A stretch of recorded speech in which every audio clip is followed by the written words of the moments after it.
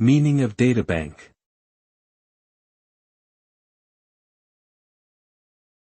Databank.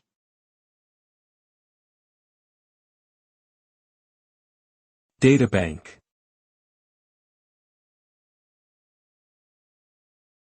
Databank.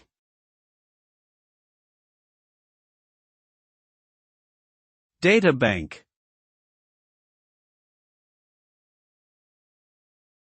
A databank is a collection of electronic data that is organized and stored in a systematic manner for easy retrieval and manipulation.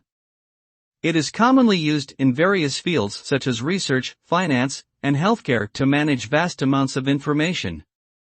The databank serves as a central repository where data can be accessed and analyzed to generate insights and inform decision-making. This type of technology helps organizations to streamline their operations and improve efficiency by making data more accessible and actionable. Overall, a databank is an essential tool for managing large amounts of complex data in today's digital age.